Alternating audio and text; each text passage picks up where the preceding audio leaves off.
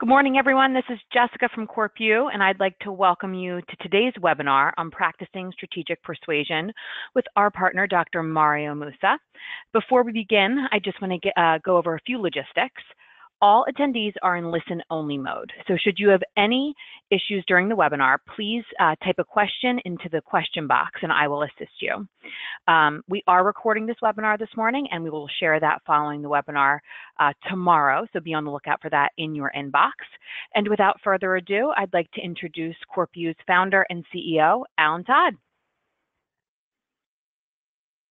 All right, thank you, Jessica. Welcome, everybody. We have a very exciting time today together, webinar, and I'm really excited to have Mario Moussa. Mario is just a deep expert in the world of influence and persuasion. His best-selling book, The Art of Woo, has been sold all over the world, Committed Teams.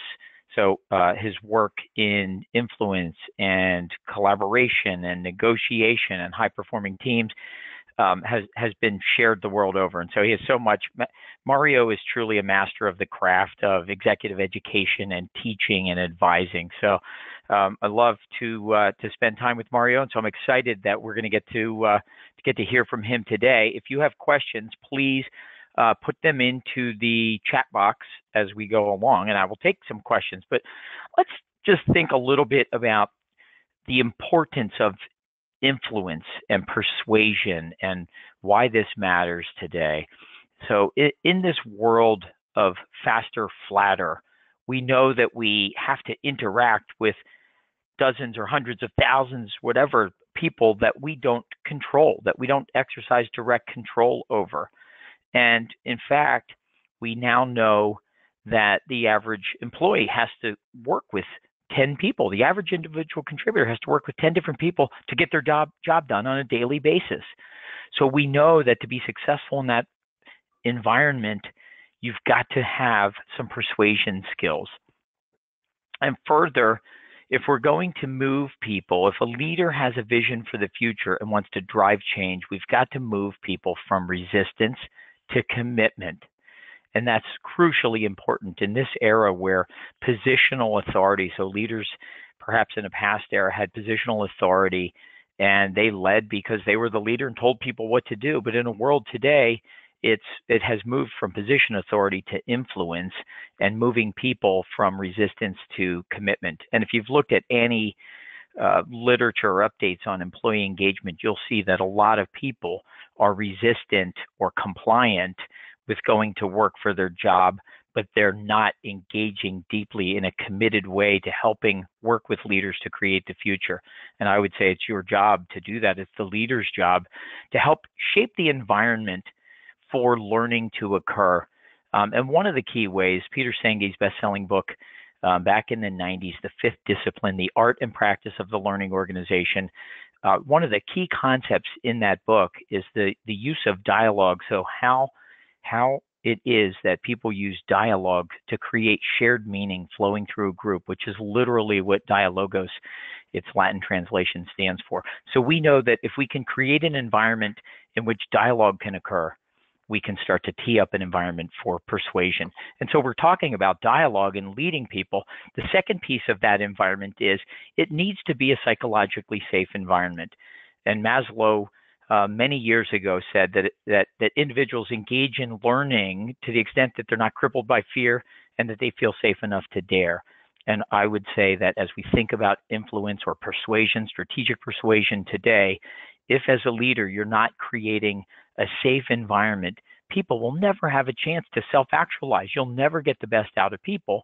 And therefore, as we shape this environment, this fertile soil, there's a final piece that is important.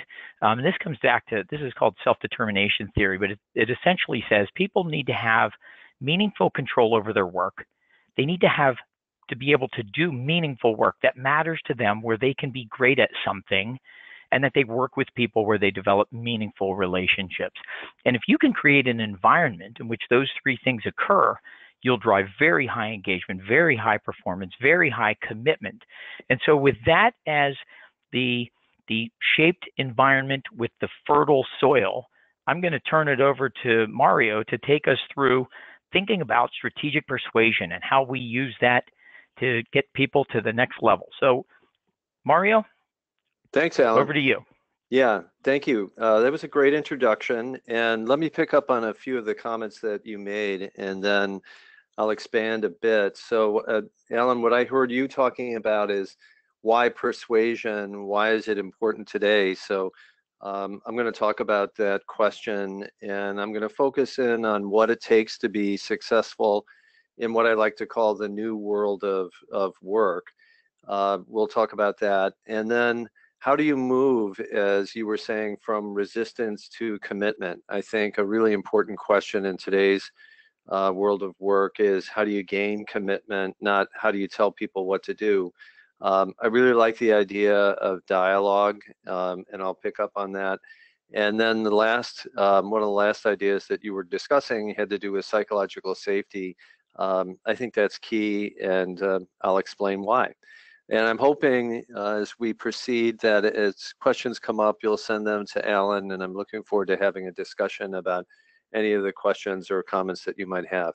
So with that, Alan, if you would go to the next slide. Yep, beautiful. Great. I'd like to say that we're now living in the new world of work, which is flatter, looser, wider, faster. So flatter, there's less and less hierarchy. Happened to be on the West Coast today where this idea of holacratization was born. So a lot of companies out here are working in a much flatter kind of way, and that's been an idea that's spread across companies around the world. So much less hierarchy. Work is looser in the sense that there's more project work. There's something that some people call the Hollywood style of managing projects. People come together around a set of tasks for a defined amount of time. They complete those tasks, they disband, they go on to other teams. Work is wider in the sense that it's done more and more remotely, just as we're communicating remotely or virtually today. And the information just travels faster. I think we all experience that because of technology and other factors.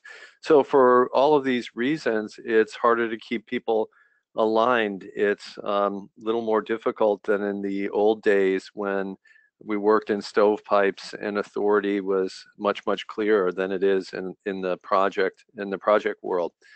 So Alan, if you would go to the next slide. So we're all working in this new world of work, but the sad truth is that it's hard to align people with a goal. And what I've done here in the box on your left is kind of summarize what I like to call the wall of shame when it comes to alignment and implementation.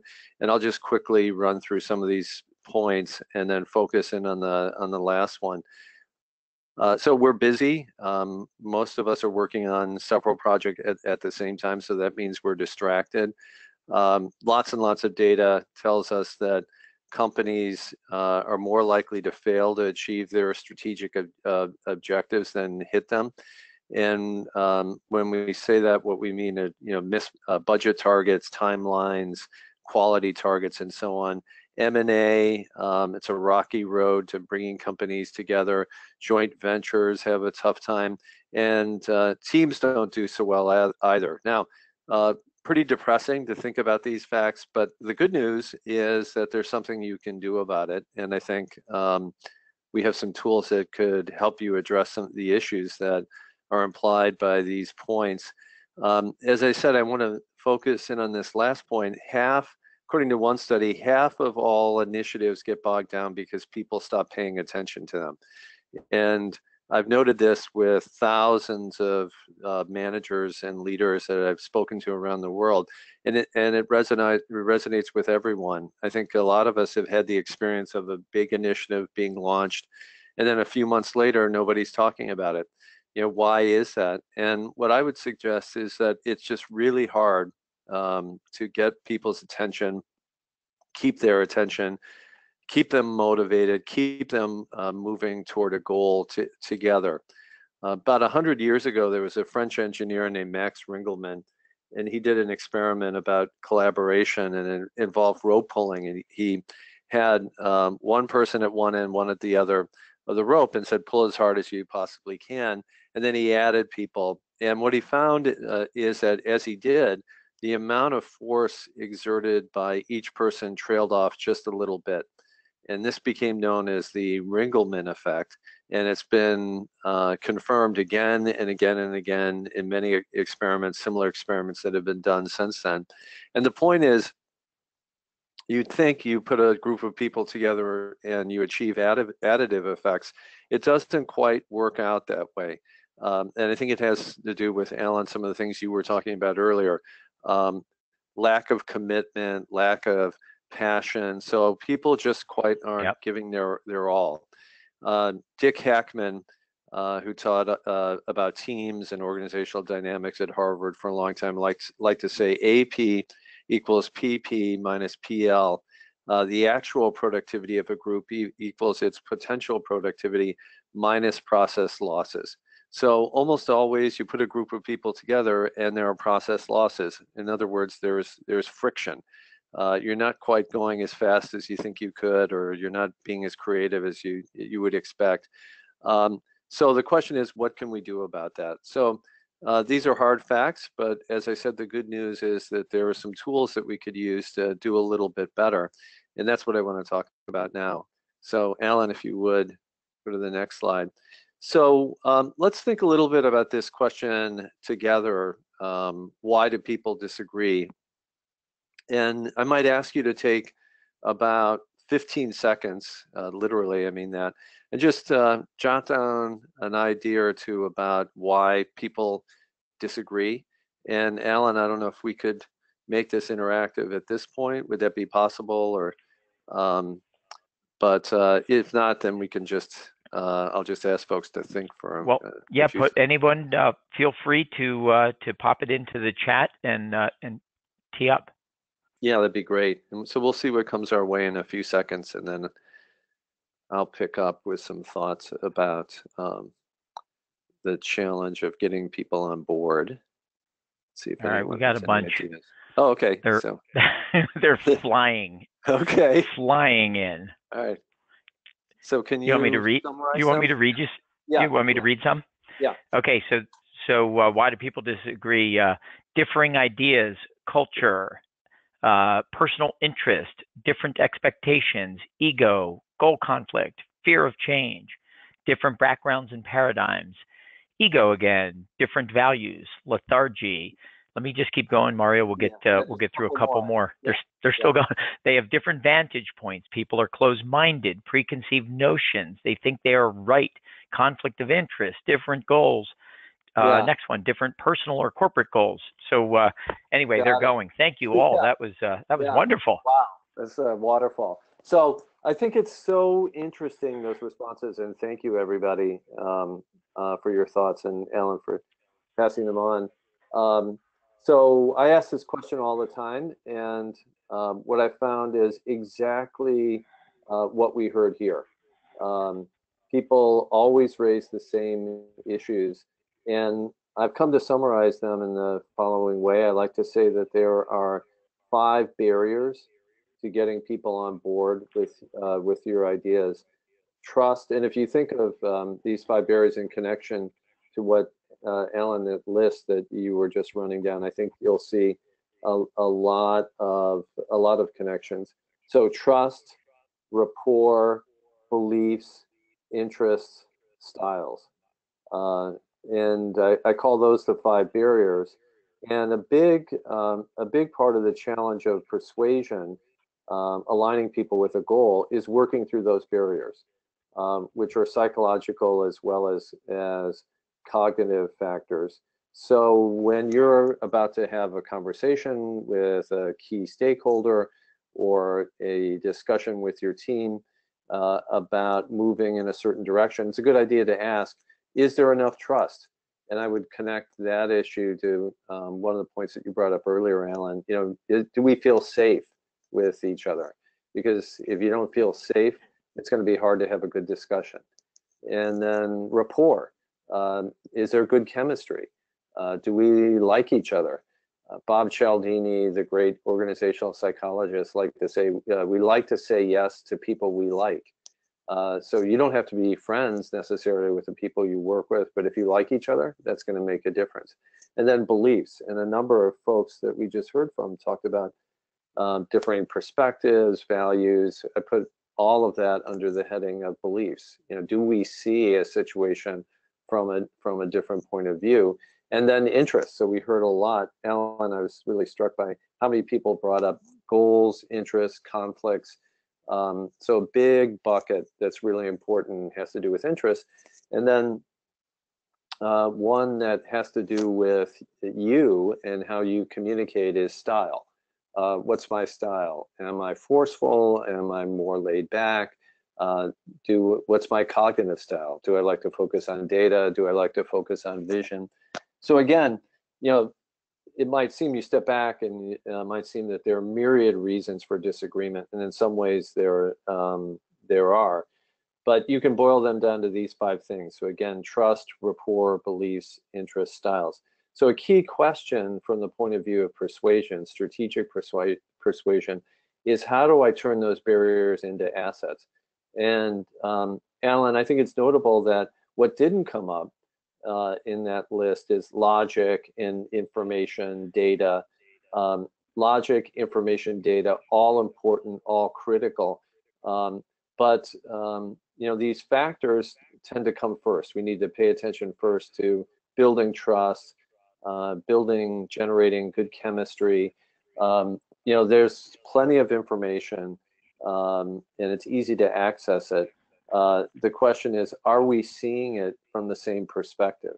And the persuasion process is about working through barriers to connecting with others, and then having the kind of good conversation that one needs to move forward together in alignment. And then last point I'll make about the barriers that folks brought up. I noticed that a couple of people talked about ego. And when I hear that word, I think of politics and power.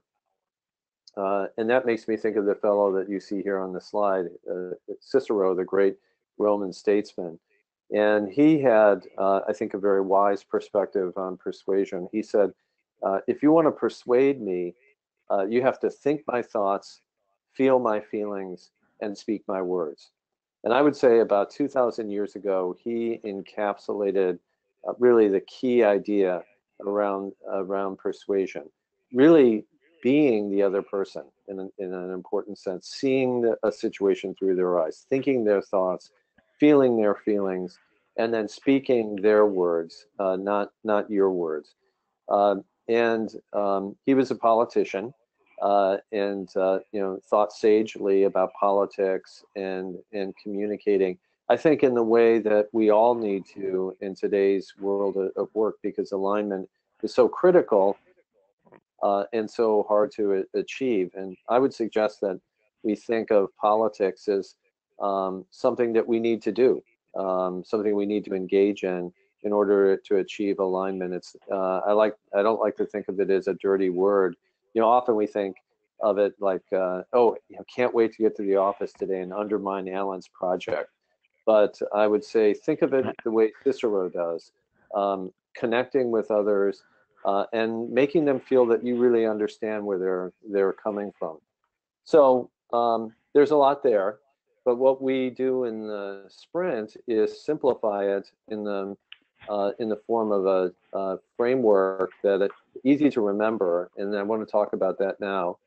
So if we could go to the next slide, Ellen. Yep. Great. So we boil it all down to these 4 steps, which we call the 4 C's. So consider, connect, communicate, commit. So I'll talk about this just a little bit and then offer 2 or 3 more illustrations, and then Alan, we'll see if there are some questions or comments. So 4 steps begins with thinking about where the other person or your team, your work group is coming from. So that's consider. And all the evidence about good communication tells us that the most important thing you can do is take some time to consider how you're going to engage with others. And this sounds really, really simple, but the fact is we just don't do enough of it. We have all kinds of data that shows that we don't do enough of preparation. So that's where it all starts. And I like to say that one of the most important things you can do when you're about to engage in a critical conversation is to slow down. We're busy, as we were discussing earlier, we're pulled in a lot of different directions. So really key, and I would say this is a strategic choice, to slow down and ask, okay, how am I going to work through those barriers that we just talked about? And that's where connect comes in. So really, it's essential that you have a plan for turning those barriers into assets, and that could take minutes. It could take a whole lot longer.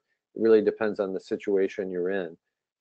So you work through those barriers, you make a connection. Communication persuasion is a human process. It's a process of people coming together and having a dialogue. It's not primarily about imparting information or facts. Information and facts are important, but the process of communication is just as much a process of connection. It's a social process. So you connect, and then the third step is to communicate. And key point here is to make what you have to say really, really simple. And I'll come back to this point in just a few minutes, but right now I just want to emphasize simplicity. What we know about simplicity is simple ideas are the most persuasive ideas because they're easy to understand. It doesn't take a lot of energy to take them in, and everybody likes that. And then the last step, and this goes back to something that you were discussing earlier, Alan, is commitment. How are we ready to move forward together and take action?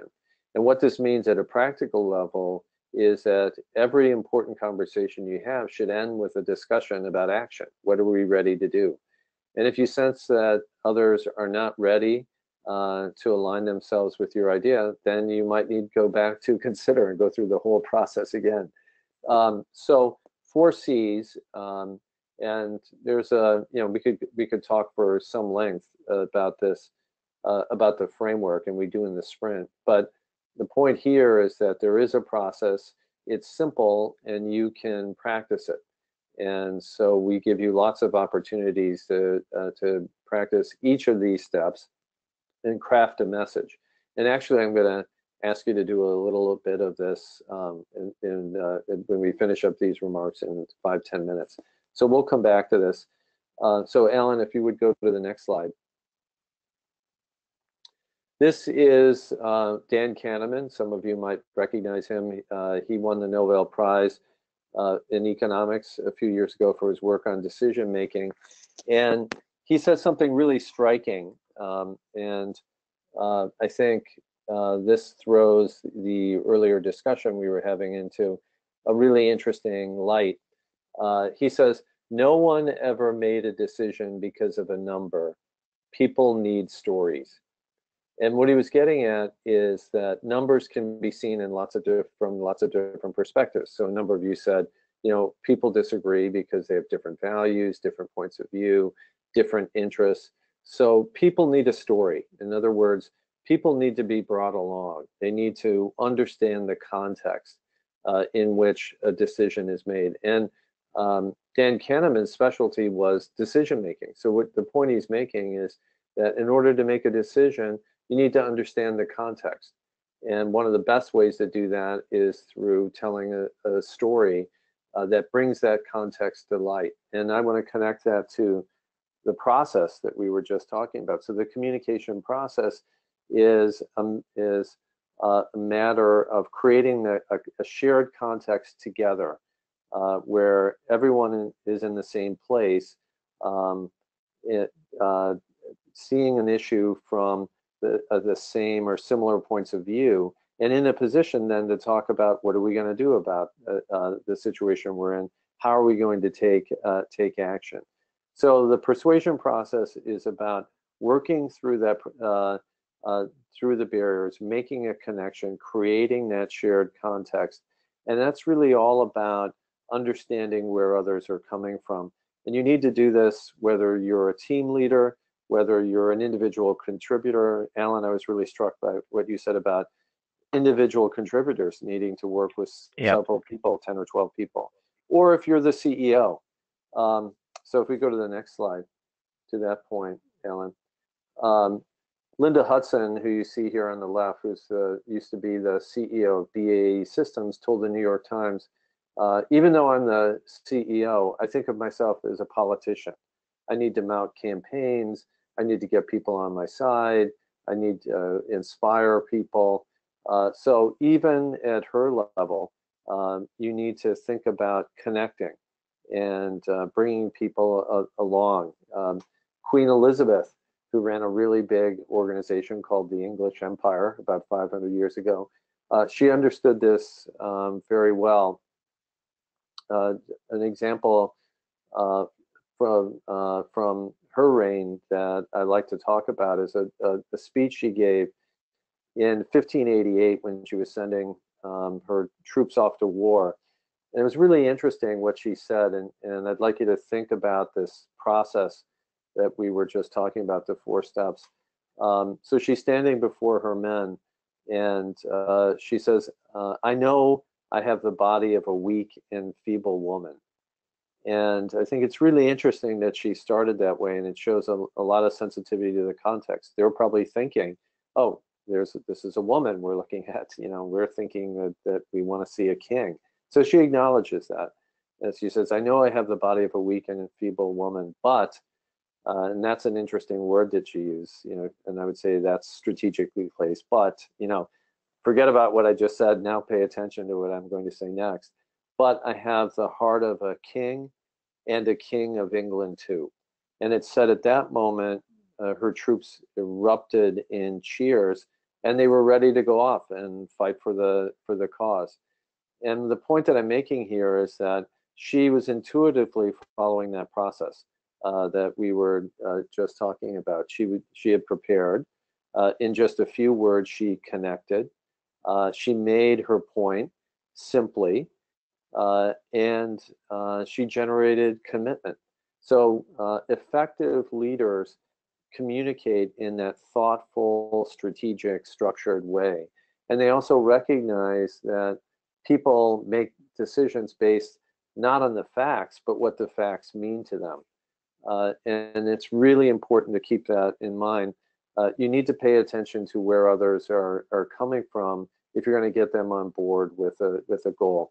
So just a couple other comments for to finish up, and then I'm going to give folks a little exercise, Alan, and then take some questions.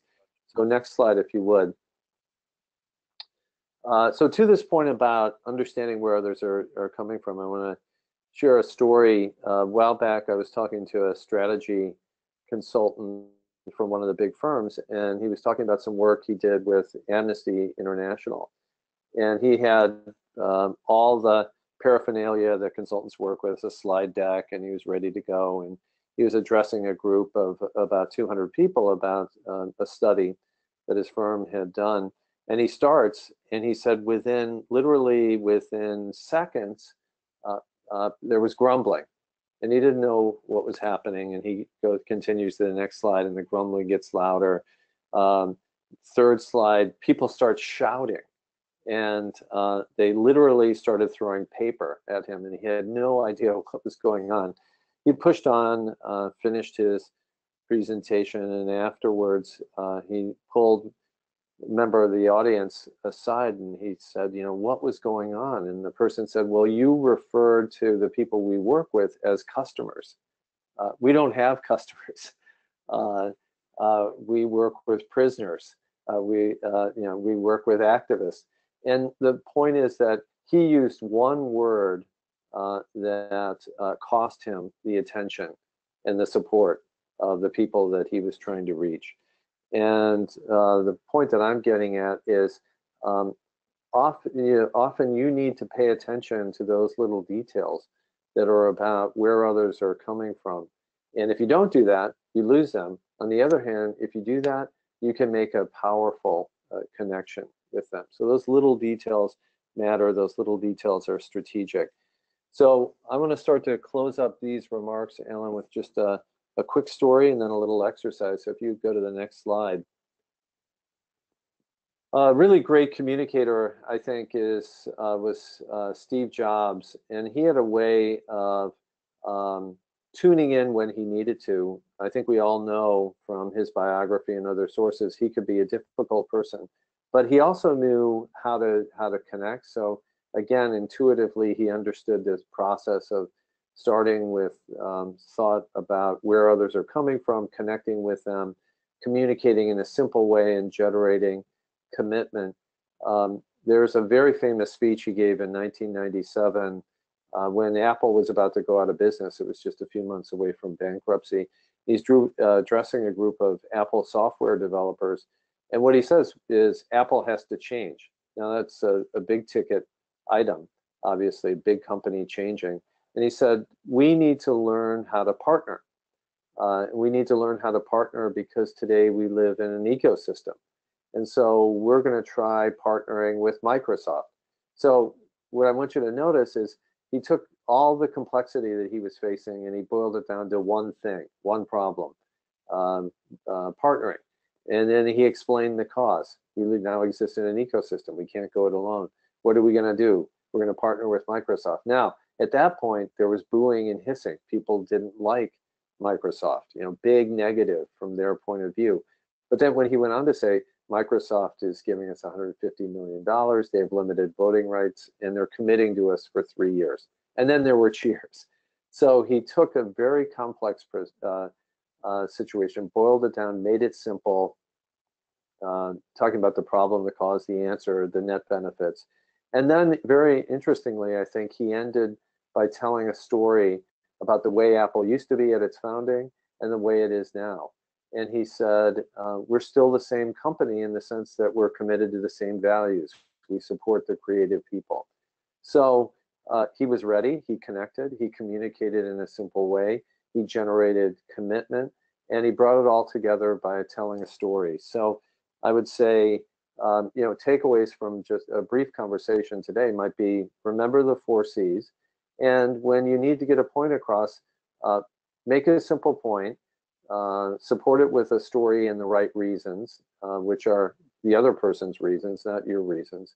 And that's the way to generate alignment. That's the way Steve Jobs and other effective leaders down through history, like Queen Elizabeth and Linda Hudson and Cicero, that's the way they've done it. And you can learn this. You can learn it through the 4 C's. So Alan, next slide, just a little exercise. So I want to invite folks on the call to think about this for just a minute or two. Think about a situation you're in right now and ask yourself, how do I boil down complexity, make it simple? Focus on one problem, talk about the cause, identify what we're going to do, acknowledge that there might be negatives, but on balance, the net benefits are positive. What's the story that I could tell? And how do I support my point with the right reasons that will resonate with the people that I'm trying to reach? Not my reasons, but their reasons. Do I appeal to my authority? Do I use data? Do I bring in the vision of the organization? Do I appeal to trust and rapport? Do I make the point that it's in their interest to support the direction that I'm suggesting? Or do I appeal to politics in the sense that lots of other people are doing this and we need to do this as well? So I'm not expecting anyone in the space of 1 or 2 minutes to come up with a whole presentation or anything like that. But I would like you to start thinking about how these simple tools like the 4 C's could help you achieve that alignment that's so important today. And I think with little practice, and in our sprint, we give you lots of opportunities to practice.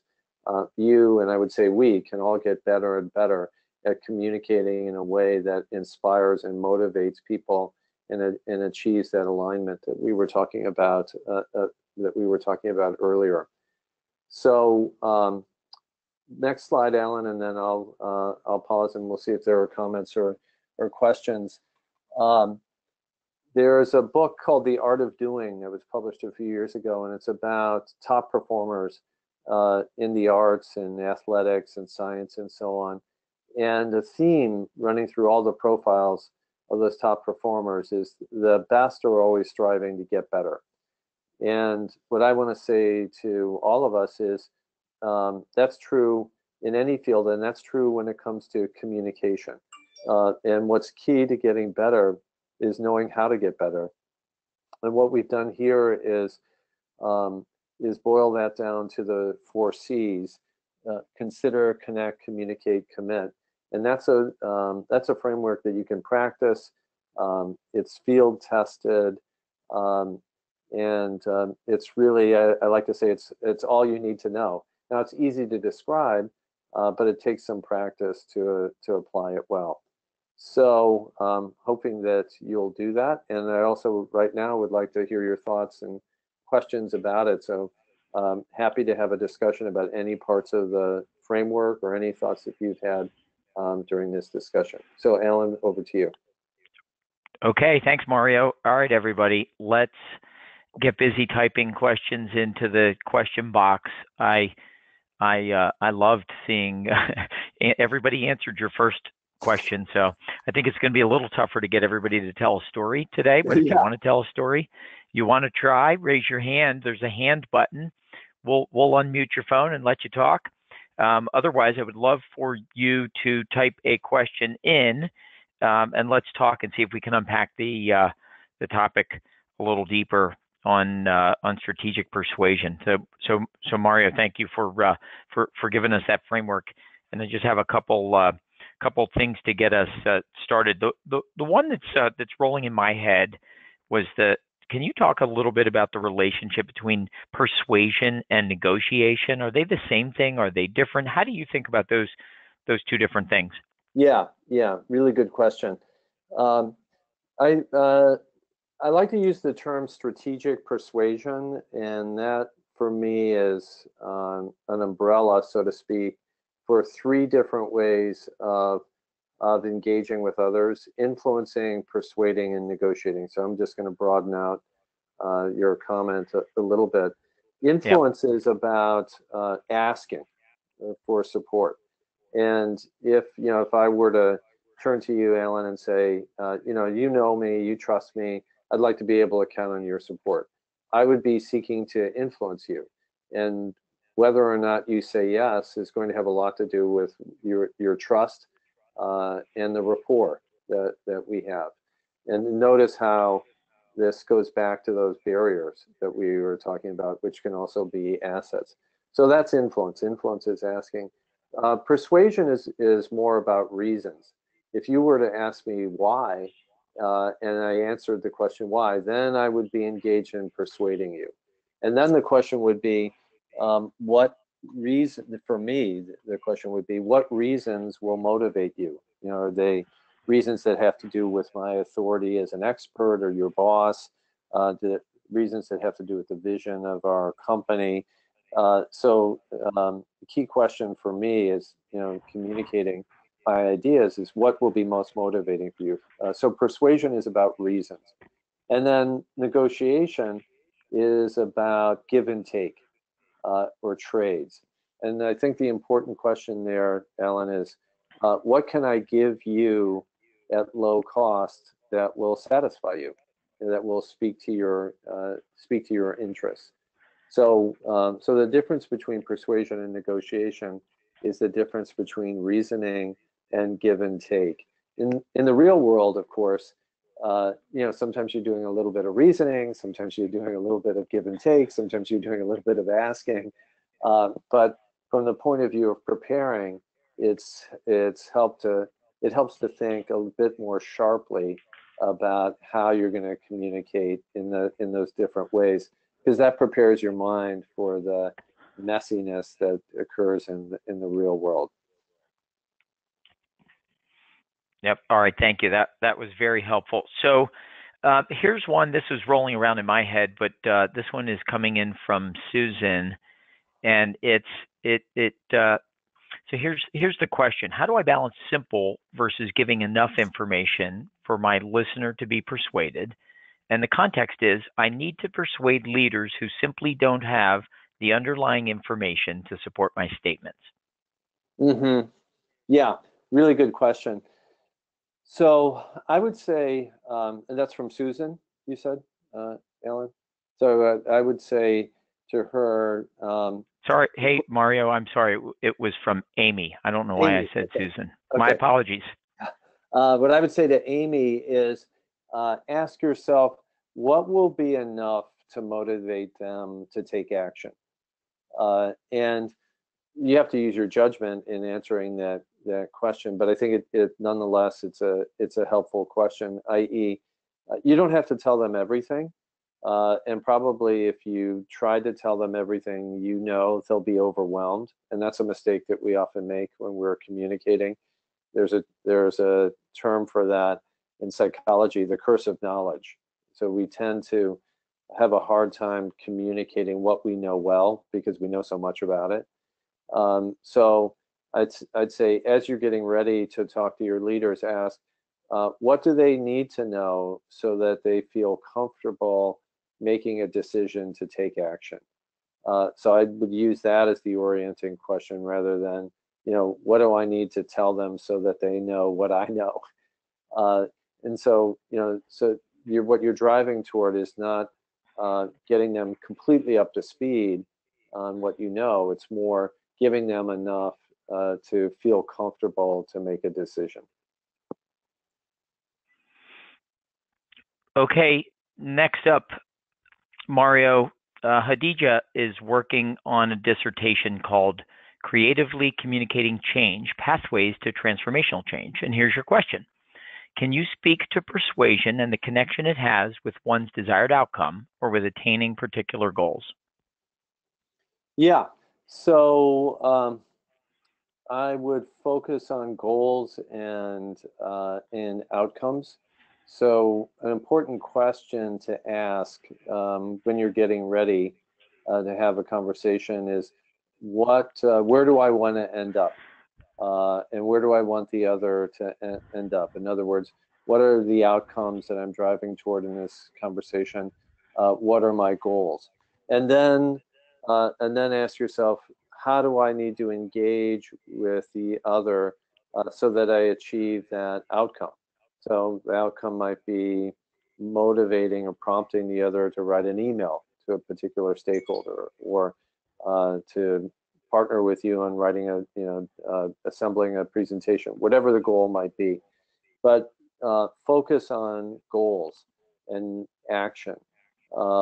This goes back to something we were talking about earlier. Often when we think about communication, we think it's about transmitting information. And that leads us astray, because then we try to communicate too much information, and the other person just doesn't know quite what to do with it. So if you really narrow down, Hadija, I would say, and focus on goals and outcomes, action-oriented goals and outcomes, you're much more likely to be successful than you would be otherwise. Yeah, I like that thinking. It reminds me of Stephen Covey's "Begin with the end in mind." Yeah, right. Yeah, what's the end, and how do I get there? What's my strategy for getting there? And that strategy is going to have a lot to do with connecting, making the other person feel understood, making them feel safe, making them feel comfortable. Yep. Okay, here we go. Kaylee has a question. I think this one is appropriate for everybody. And says, how do you approach the 4 C's when you're managing diverse teams with different ways of thinking? So I'm curious, Mario, I'll just expand on that. Are there cultural differences, geographic differences in the ways people think in such diverse teams? Yeah, absolutely. So remember the 5 barriers. So trust, rapport, beliefs, interests, styles. I think when you're moving from one cultural context, if so to speak, in another, and cultural here might mean team culture. So the team in one part of an organization versus another. You should ask, where are they coming from? What are their beliefs? What are their values? What are they driving toward? What are their interests? So the 4 C's are a way of slowing you down, making you more thoughtful about how you connect, and then being deliberate and strategic about connecting. I like to think of the 4 C's as a checklist of reminders. So one of the key reminders here, that I think Kaylee would be thinking about is, okay, what are the beliefs or values of each of the people or groups that I'm trying to communicate with, and then what does that suggest about how I need to communicate with them? You don't necessarily need to agree with others' values or perspectives, but it is important to communicate that you understand them. And so the 4 C's can help you be a useful reminder that different teams, diverse teams, have different values, and you need to acknowledge and in some way speak to those values, even if you don't completely agree with them. I like that a lot. Makes a lot of sense. Just being thoughtful, and I really like the idea, Mario, that you've gone back to a couple times of just thinking about the 4 C's as a checklist. You describe it as a process, but just making sure in for instance Kaylee's example, be deliberate about connecting and make sure you're thinking about their beliefs. I think those are excellent sort of process steps to think about. And just one question that I might add to that list, Alan, that I find really helpful. I think I find it useful to ask, what is it like to be Kaylee, for example? If I were in her position, what would I be feeling? What would my goals be? What might my values be? And I think spending some time answering that question in a serious, deliberate way makes a big difference to how you connect, so that you're tuning into where Kaylee's coming from versus what you need and what you want. And people sense that when you make that effort. So Mario, are you suggesting people answer those questions for themselves and explicitly write them down and think about it? Possibly, yeah. I mean, that depends on how you process information. Some of us like to write it down. I find unless I'm writing something down and looking at it, it's hard for me to keep track of it. But others, like to think out loud or talk to a trusted colleague. But what I am saying is taking the time to take time to reflect and answer those questions, whatever way works for you, is what makes the difference. Yep. Okay. Got it. Thank you. All right. Richard has a question. What is the one key an individual contributor can do to inspire a team? Yeah, good. Interests. So if I were to say one thing, it would be that ask the WIFM question, what's in it for them? So you're having a discussion about team goals. If you're having a discussion about team goals, it's a really good idea to ask how, if we achieve these team goals, how will each of you benefit? Let's hear from each of you about that. So I would suggest to Richard asking that question. And I do this when I'm working with my own teams or client teams, and I find it's amazing what will happen to the discussion when you ask that question. There's just an onrush of energy because people are talking about what works for them. And ideally, in a team environment, to gain the alignment that we've been talking about, you need both a commitment to the group goal, but then people also need to understand what's in it for me. So I'd say to Richard, ask that WIFM question. Yep, I love it. It makes perfect sense, and I've seen that work just the way you describe it.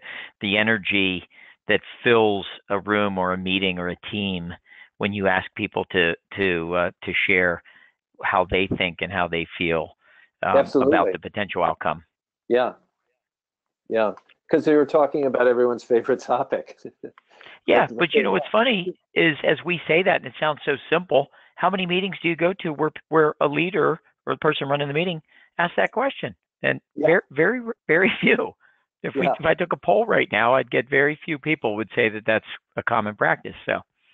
Yeah. And Alan, what I would say is, I think if I could say this, the virtue of the framework, the 4 C's, the 5 barriers, is that it's so simple. And it's simple, it's easy to remember, but as you were just suggesting, we don't always follow these simple guidelines. We know they work. There is all kinds of evidence they work. But because we get distracted. But if we have a simple checklist, we're much more likely to apply these ideas and get the results that we're looking for. Yep, agreed. So let's tackle this one from Kathy. Is this world of social media, or in this world of social media, how can we improve our communication effectiveness when the vehicle is often via technology and one way rather than in person? Yeah. Ouch. That's a tough. That's a challenging. That's one we see 1,000 times a day. Right. It's a tough one. There's no easy answer to it. But what I would emphasize is some of the points that we brought up. If you have a message, keep it simple. Focus on what works for others. In other words, the WIFM, and if you can, use an interesting word or two. So simple, WIFM, interesting word, because as we said earlier, half of all initiatives fail because people stop paying attention to them. Today, it's just really hard to get people's attention. And then what I would, maybe my last comment for Kathy would be, when you can, communicate face-to-face. I know that we have to rely on social media. We live in a world that's saturated with social media. But when you've got something important to say, try to say it face-to-face, for all the reasons that we've talked about, because connection is so important. I'm wondering, Mario, if you could comment on this exact same topic, but I mean, since you wrote Art of Woo, or even go back 20 years, how has the world of influence or persuasion, how has any of this changed as a result of technology and social media or email? Just a personal question, do you have any sense that the world has gotten better, the world has gotten worse in terms of human communication, influence, trust, bonding, etc.? Yeah. That's a big question. I guess I feel that it's social media. I'm not anti-social media by any means, but sometimes it makes us lazy. And I think it's really important to remember that we're talking about a process that's a human process, social process, and that means you need to pay attention to it and to the person that you're trying to reach. It's just like in a relationship or a marriage or friendship. As soon as you stop paying attention to your friend or your significant other, your relationship is going to suffer. So I think the risk of relying too much on social media is that it leads us to cut corners. And when it's really important to connect, you can't cut corners. Yeah, I think that's incredible advice.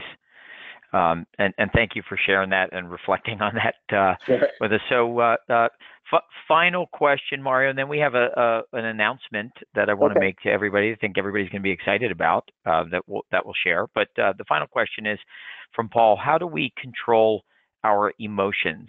And what's going through my head is and I don't know if you've heard this term, but I've heard it recently or read about it, an amygdala hijacking. Yes. How do what happens when we aren't at our best, or do you have any tips on how do we control our emotions? Yeah. So one word I would offer to Paul: breathe. So before you react, take a breath. And you could take that literally or metaphorically. Like literally breathe. You're in a conversation. Breathe before you react to what someone else says. Or, metaphorically, you get an email that makes you angry. Talk to a friend about it. Talk to your spouse about it.